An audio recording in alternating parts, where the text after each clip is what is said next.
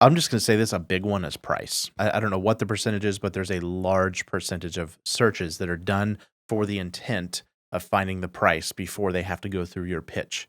And that is foreign to a lot of service-based companies because they think I've got to go out and give my presentation, and they've just held onto this information, try to put it behind a curtain, or they're too chicken to show it because they want to keep that information from their competitors. Somebody's doing it. Google's preferring them. They're going to get the traffic before you, and you're going to miss your shot altogether. Yeah. So you need to put your prices. You need to put all the transparency things about your business out front on your website.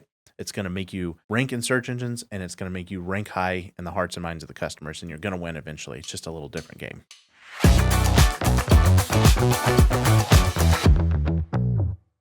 Welcome to the Maven Marketing Podcast. Today is Maven Monday. I'm your host, Brandon Welch, and I'm here with Caleb Quad Club Agee. Caleb is about to join Quad Club, ladies and gentlemen. Yeah. Tell us about that Quad Club. The Quad Club means 4 chillins, 4 children in my house. And we have one on the way. July 15th is our due date.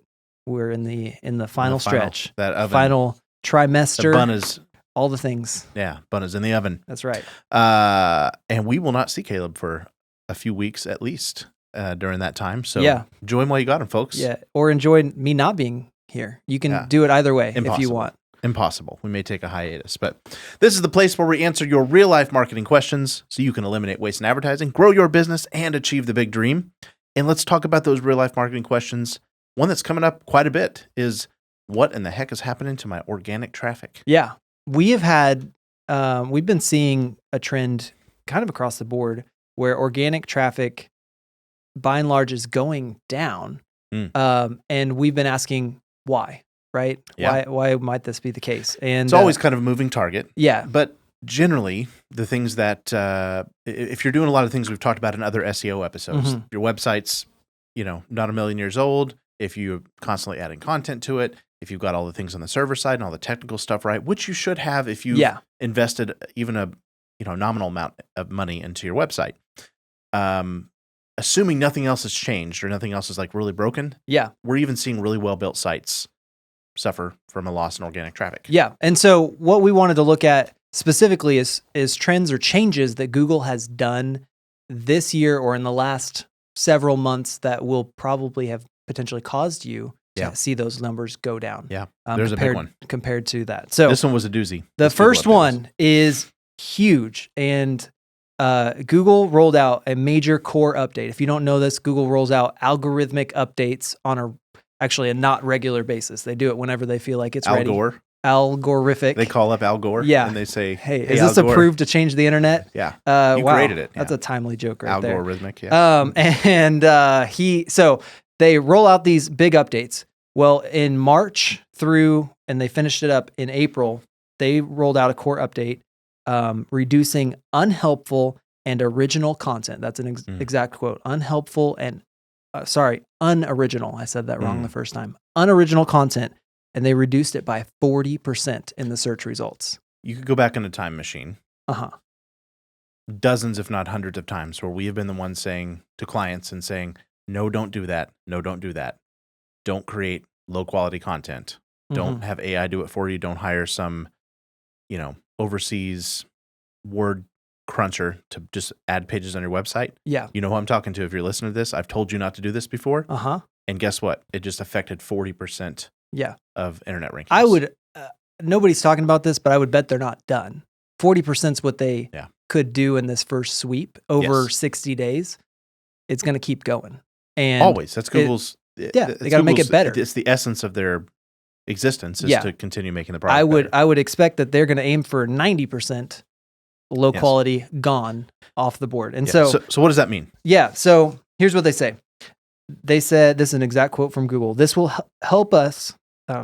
This will allow us to take action on more types of content with little to no value created at scale, like pages that pretend to have answers to popular searches but fail to deliver helpful content. Yes. That is their exact phrase on how this core update changes everything for you. So just tiny bit of context. Used to be if you built a page and the title resembled what the person was searching. So what do replacement windows cost, for example? Sure. Right?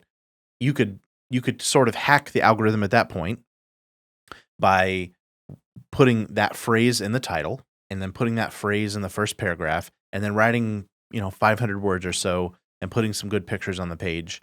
And even though you could have been fluffing the entire time, Yeah. it might have been a well-built page. It might have been on a fast website. It might have been on a reputable domain. Google would prefer that content because that's kind of how they determined who was quality, is just were you checking the boxes. And now they go, our robots don't think you actually answered the question. Mm-hmm. Al Exactly. Gore doesn't think you Yeah. actually Oh, answered gosh. that question. Yeah. Algorithm.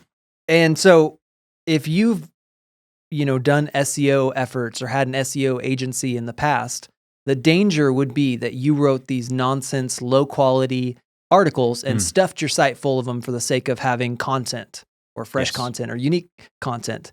But the unique content isn't the only part of it. It says, unhelpful and unoriginal.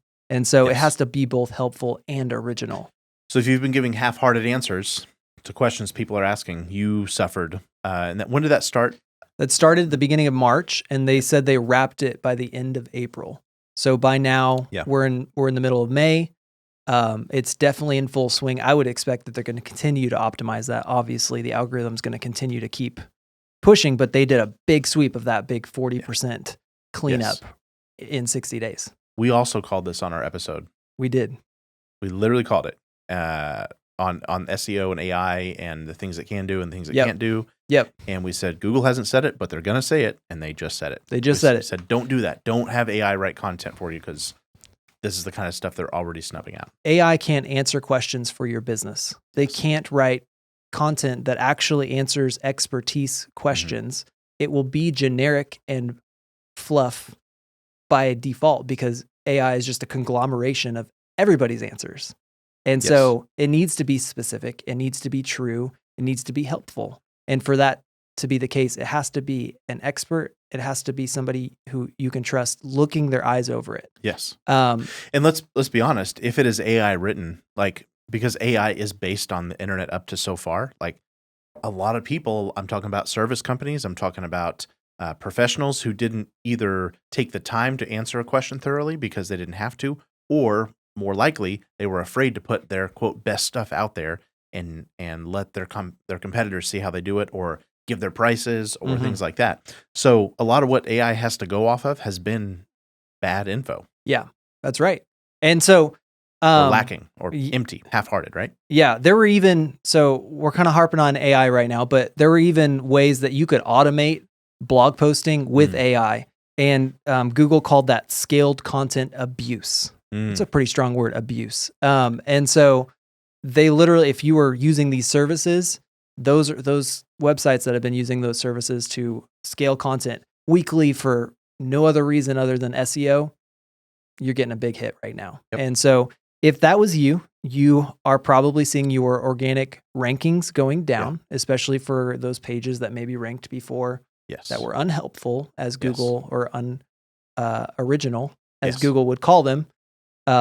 Those stopped ranking, and therefore your organic traffic guess what they've could done? go down too. They've gone out and prioritized your competitors that have done this better than you.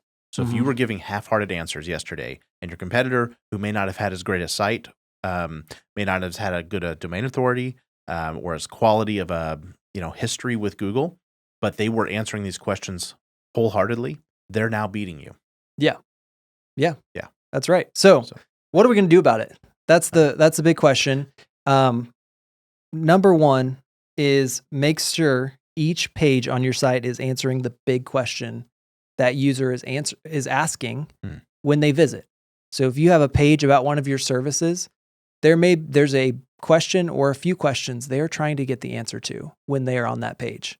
Maybe pricing, maybe your process, it may be what it's like to work with you. Are you credible? They need to get that answer while they're on that page.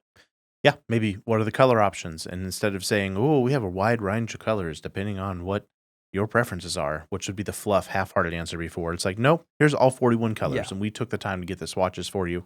And write every one of them in plain text. I'm just going to say this, a big one is price. Yeah. I don't know what the percentage is, but there's a large percentage of searches that are done for the intent of finding the price before they have to go through your pitch. And that is foreign to a lot of service-based companies because they think, I've got to go out and give my presentation, and they've just held onto this information, try to put it behind a curtain, or they're too chicken to show it because they want to keep that information from their competitors. Mm-hmm. Somebody's doing it. Google's preferring them. They're going to get the traffic before you, and you're going to miss your shot altogether. Yeah. So you need to put your prices. You need to put all the transparency things about your business out front on your website.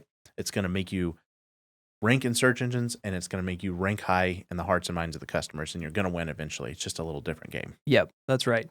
The way we want you to think about these, especially if you're doing articles or blog writing, going forward, what you need to think about is, can my page be a featured snippet in Google? So if you ever searched a question on Google, we're going to give the example of how much do new windows cost? Yes. Right?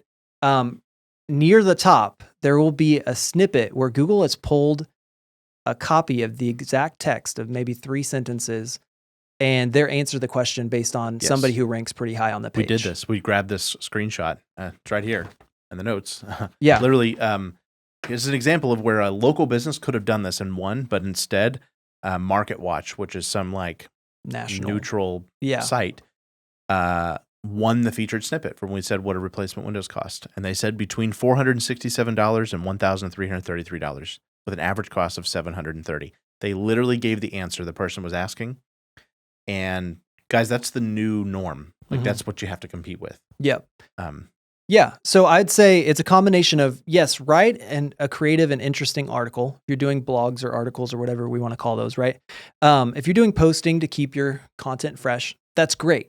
Do it, write it in a way that people want to read it, but make sure there is a paragraph or a list or a table somewhere in that page that you could say reasonably, if somebody just took this one piece of it, if Google took this one piece of it, they could use that as a featured snippet and it would definitely answer the searcher's question. So for years, Frank and Maven, our agency, didn't actually, I won't say we didn't prioritize it, but we didn't push SEO services to write like random blog posts and stuff, even though there's like a gazillion nerds out there selling that and they're getting, thousands of dollars a month to do that. And the business owner feels warm and fuzzy because they think, oh, I've checked the SEO box and I've got a pro on that. Yeah. Well, we looked at it and we go, first of all, most of our sites rank well anyway. And so we didn't have a huge need for it because we build them well. Yeah. But we went and we looked at that and we went, that's not really worth the money. Google's not rewarding that. And if they are, they're about to not, because we know how Google thinks and we're making predictions about what they're going to do next. But this year, we actually brought that forefront to a lot of our clients and we said, you know what? You have some of these pages that are sort of done in the old way of doing things and you need to start answering in the featured snippet ranges. And so we brought that, we've been able to do it all along, but we brought that as a more of a prioritized project or service item for them. Yeah. And we took some money away from paid search in a lot of ways and started rewriting paragraphs of content for this.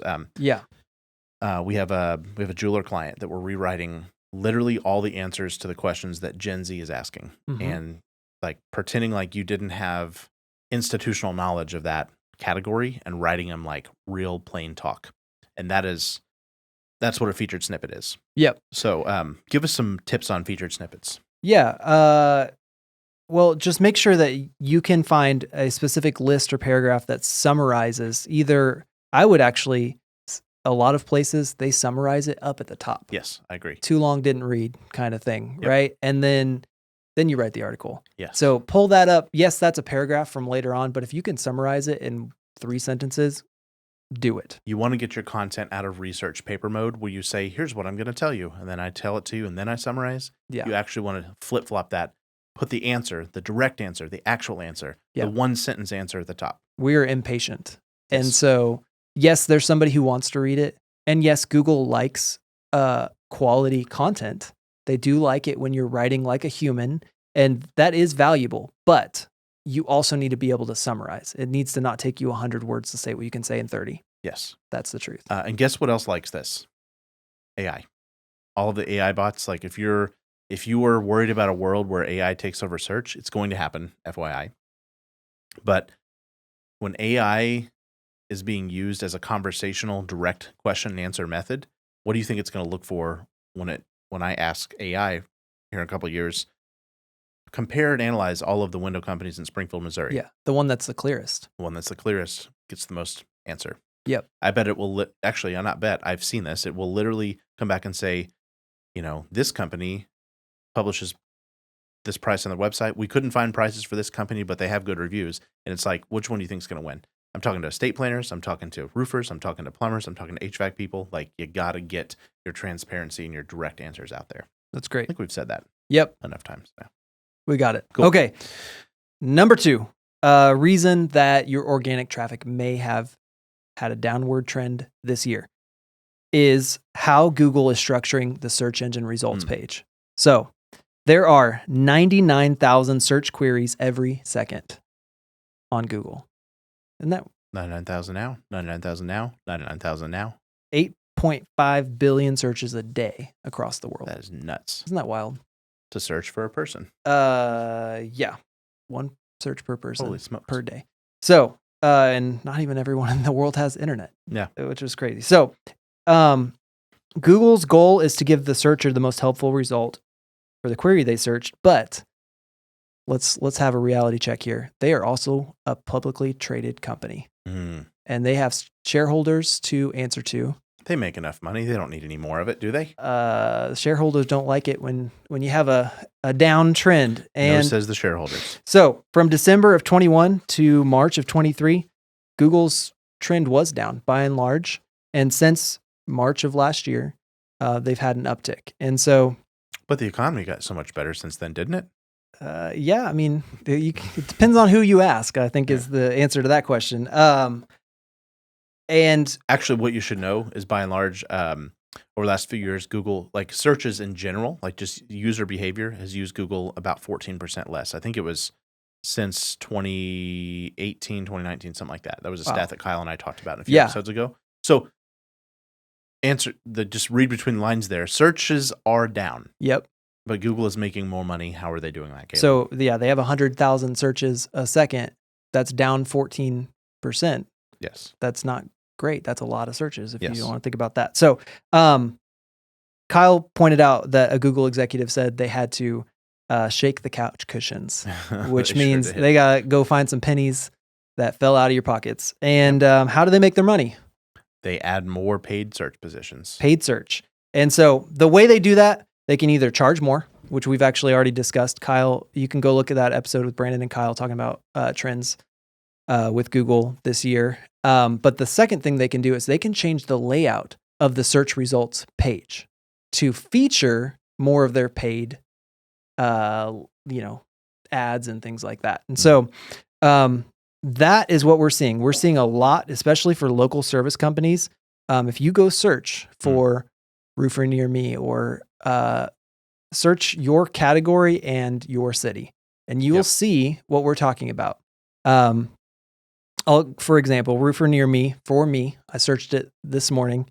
I get 2 Google guaranteed or local service ads. We're going to talk about those in a second, right off the bat. The next thing I see, it's a new product. It's in the grand scheme of in the scheme of Google world, it's a few years old, but it's picking up for a lot of people. That gets first position every time. If it's there, it gets first position.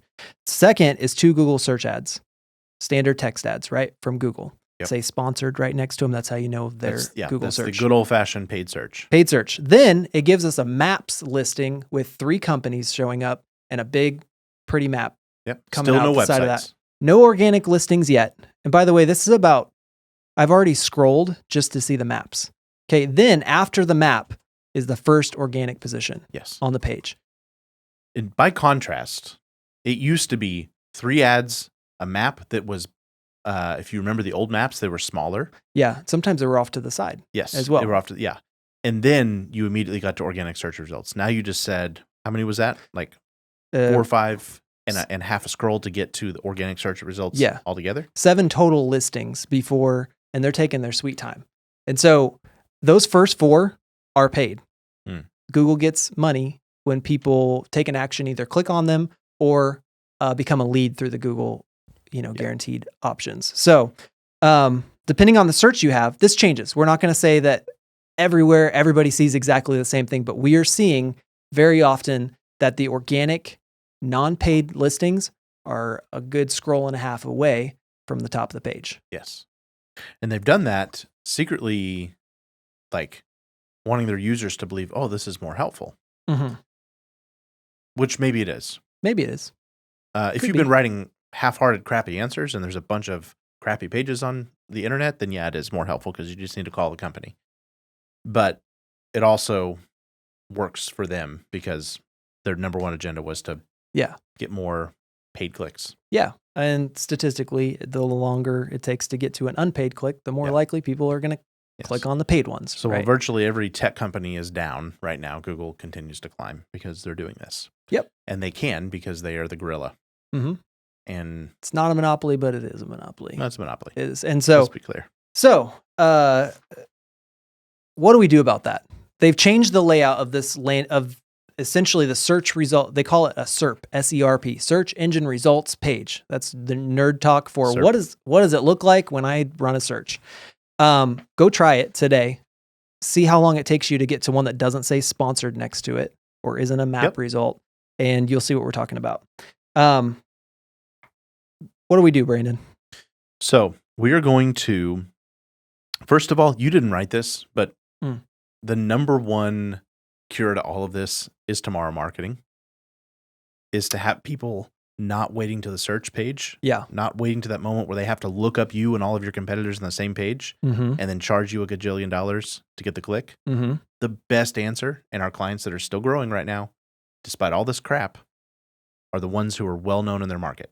Yep. So that's always going to be my get people to search your name answer. Instead. Yep. Yes. The second thing you're going to want to do is find which category you're in, and if you haven't already done this, get in the Google local service ads. So it's called Google Guaranteed or Google Local Service Ads. And this is a totally made up new part of Google. Like when I say this new, it's like the last 3 or 4 years, and most of our clients are doing it. Yeah. But if you just haven't done any marketing and you don't understand the difference, like we've had to explain to some of our people recently, like what the difference is. It's a totally different portal in Google. Yeah. It's not like paying for, classic Google ads or pay-per-click. No. It's not like SEO where you went and got a nerd to write good pages on your website. It's not like the map section. It's a totally different thing. And you're going to go to, I believe it's local.google.com to set up. You actually have to go through a verification process where they look at your business license, they look at your reputation of your business, make sure there's no outstanding attorney general claims, prove and stuff insurance, like that. Yep, all the things. You have to show insurance, and I want to say you have to do some sort of bond or something. But you have they have to. It's about essentially a light background check. You have to upload your driver's license. That's what it is. Yep, and it scares a lot of people off. But guys, this is here to stay. Google is not going to suddenly make that position go away. If you want to be top of the fold, like be one of the things people see first, it's Google local service ads. Now, some of my people that we consult often are going, but Brandon, you said local service ads mostly suck, and they do, but they're a necessary evil. They suck if you are measuring them on a cost per lead basis and you're trying to like immediately show the ROI of that. Like Google ads, in my experience across dozens of categories, are still better. Yeah. A lot to say about Google local service ads, and we should talk about this in another episode. Yeah. But what you need to know is they put your name and phone number. They actually record the call if somebody calls from that. Yeah. They actually give you the ability to get refunds. Like you might be paying at this point $50 to $100 per call in a medium-sized market. In other markets, I'm seeing it more like $150 to $200 in competitive services. So it's not good. And they don't take them to your website. They take them to a little micro listing of you, and they have your reviews, and they have your address and phone number, and that's basically it. I think the list of what you do, of your actual services. It's a very poor brand impression. Like they don't give you any ability to stand out. They don't want that. They want to be the machine. They want to homogenize everything. Yes. They want to take the biggest, most reputable, awesome family company and put them up against Joe the plumber. Yep. And make them look like they're the same degree of quality. Yeah. The reviews are the only differentiator, right? Yep. The reviews, and let's be clear, what you have agreed to pay for that call. Yes. Because if Joe the plumber goes up and slides up his slider to $150 per call, he can compete with, anybody, the family-owned company that's been around. Yep. And so I hate them. Let's just be clear. I hate them because because it's doing that. It's taking competitive advantage away. Yeah. But if you want visibility and you want that, if you want a fighting chance for being on the front page, like you need to be there Yes. to earn your fair share, because that pie just got sliced in a bunch of different pieces. And that's one of them you need to be on if you want to be on homepage. Yeah, it's a very strange one because there are only 2 results I've ever seen. I've never seen more than 2 on the page, but they're always first.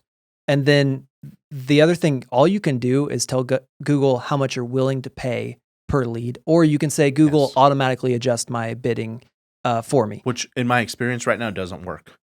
People are manually outbidding it. You can't, and so you can't really manipulate anything other than that. And then the services that you say you offer. Yes. But the good thing about it, the reason they call it Google Guaranteed, is they actually make a guarantee to the customer that the business will do what they say they do. And then they make a guarantee to the business that when you pay for a lead, if you pay $100 for that phone call, if it ends up not being a service you offer, so if you do replacement windows and they called about a car window replacement, you can actually petition Google and they will give you your $100 back, which is great. So there's a little bit of a balance, but then you got to have the bandwidth to manage all that. And it's okay. Let me be clear. It's an important place to be for credibility. Yes. And you're going to miss traffic. If we're looking at this in the grand scheme of why has my traffic gone down, it's because a lot of it is going to those listings. 100%. So if you want to get that traffic back, you have to be there. Yep. Another option is to say, I've got a big enough brand, it doesn't really matter. People go looking for me. But that's besides the point. Okay. That particular point. That was number 1. Get on local service ads or Google Guaranteed. They call it multiple things depending on which service lane you're in. Number 2, look at your local listing authority. Maps are high on the page. And your local listing is, that's your Google My Business page. Yes. How credible you are in their eyes on that will change whether or not you show up. In the case of that search we just talked about before, there were only 3 listed. If you want to be one of those 3, you have to increase your local search credibility. Yes. Which is a lot like SEO. But it's local SEO, which is a little bit of a different game. And so, first of all, make sure you have a Google My Business page that's built, optimized. It's a no-brainer. Google.com/mybusiness. Yep. Claim it, get the postcard, do all that. Verify it, put your hours in, put your services in, write a description, put pictures, everything. Do all those things. Put some effort into that. And if you're not good at writing, get somebody who's good at writing. Yeah. To do that, to write a description that's got a good balance of the keywords you want to rank for, plus good human voice, right? And then fill out every field you possibly can. Yes. Are you a veteran? Are you a woman-owned business? Are you minority-owned business? All those little boxes you can check and possibly make true, do that. Yep. Upload pictures, take the time to go find that. Yep. Second thing with that is reviews. The second thing within the second thing. Second thing to get your maps listings optimized, high review count wins. And what really matters within review count also is the content of that review. So just 5-star reviews are nowhere near as good as somebody who wrote what their experience was like and included little words that are around your company service, right? Yes. Yeah. So they're not just saying it was great. They're saying they got me new windows. They got me new windows and it was wonderful, right? Yep. And so that takes some effort. It takes some effort with your sales team, your customer experience team. Maybe you're hiring an agency to do that with you. And then the third thing to improve maps rankings would be Yext. Yeah.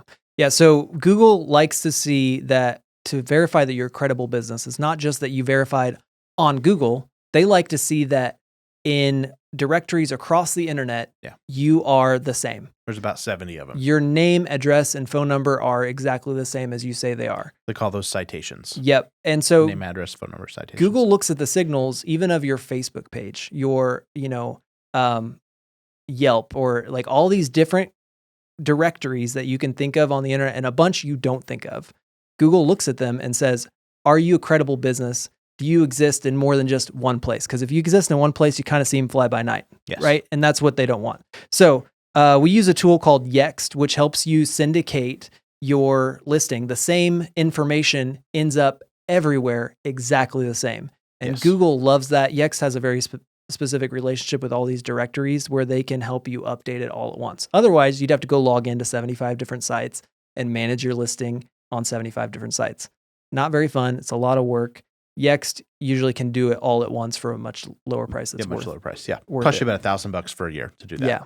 And usually a year is good enough unless something majorly changes with your business. Yeah. If you've moved in the past, your address may be wrong or different in different locations, and that'll be a ding against your listing. So So we said, what are you doing about it? You're getting listed on Google Guarantee or local service ads with at least a small budget there. You're looking at your local listing authority, aka Maps. And for that, you're just filling out all the information, making sure you got citations, and getting as many reviews as you can. Anything else to add? I think those are the two big things. Those are the two big things that we're seeing. We didn't want to make this a full SEO episode. If we have one of those. If you want that, I think it's a 2-part. It is a 2-part. And so if you want to go back and listen to those are the basics of SEO and some of the things you need to be aware of. What we're talking about right now is just what's happening in the SEO world today and why you might notice a change. So we want to emphasize SEO is not unimportant. We just talked about 2 reasons that maybe it's getting less traffic today. That doesn't mean it's I wouldn't not have important. all my eggs in that basket. I will say that. Yeah. It's not the only thing you should focus on, but it's not something you should ignore at the same most time. things, you have to fight to keep what you already have. Like you have to fight harder just to not go backwards. Mm-hmm. And if you want gains, you're going to have to give more effort. So one side of that is pick things that you can get a better leverage point on, like tomorrow marketing. Mm-hmm. Because less people are doing that. Yep. You'll win quicker. Uh-huh. And in a roundabout way, it affects your SEO. But the second thing is take a fresher look, and you might be, just as a defense, if nothing else, you might be moving dollars from some other nominal things you're doing towards SEO, or maybe you're just spending a little more on your marketing budget to add this in. So there's one other factor that we need to keep in mind, which is it's an election year. And the reality is people make a lot, by and large, people make less large purchase decisions in an election year. We've seen several since we've been in this business, and everybody just holds on a little tighter to their wallets this year because they're afraid the other guys are going to screw it up, and they don't know what's going to happen. It doesn't matter which side of the aisle you're on. The other guys are going to mess it up, and so everybody kind of just hangs on and watches from afar. And so when that's the case, the pie is shrinking, and you got to make sure you're holding on to your piece of the pie and growing it while we're there. That's where tomorrow marketing comes into play. But that also shows up in search impressions overall in your category can go down. And so we're talking about why it might go down for you, but it could be going down for your whole category. Yes. You got to pay attention to that. Yep. So the recap. Yeah. Your organic traffic is going down because Google's changing the way the search engine page is laid out to put more paid positions on there so that they can charge you more money. And they've done big low quality content upgrades to get rid of all the pages that were not really answering good questions. What you need to do about that is start answering pages well, like start writing content that is answering the question the person's actually asking. You also need to focus on tomorrow marketing so people know about your brand and go looking for you instead of a list of your competitors. You need to get in Google local service ads so that you have presence in some of Google's bigger new products and taken up in the places that Google is giving more real estate. And you need to focus on your maps more than ever because that is still the highest ranking free part of the search engine equation. And because you listen to the Maven Marketing Podcast, now you know that. Now you have an advantage. You are armed and equipped. Yes. And you can help other people by telling them about this podcast. You should hit the share button and then hit that little text message button and forward this to another marketer or business owner that needs to know about what to look for, why their organic traffic might be down this year. If you are one of the people who have left a review before our 52nd episode, which is coming up in 2 episodes from now, if you're one of the people that have left that, and there's if I'm being honest, there's 20. If you've left a review, we're going to do something special for you. It's going to be cool. It's going to be action-packed, and it's going to be like a value, like a free service Frank and Maven is going to pull you into a group and do for you to help push you along in your marketing. Wow. I'm in. I'm going to leave a review. Yes. So that I can get in on that, right? I was going to charge you before, but now you get it free. There we go. I'm in. So, subscribe, leave us a review. It's so important. We're at 11,000 subscribers now. We're almost 1 year into the podcast. Yeah. And we're having a blast. Yeah, We'll we be are. back here every Monday answering your real life marketing questions because marketers who can't teach you why Are just a fancy lie. have a great week.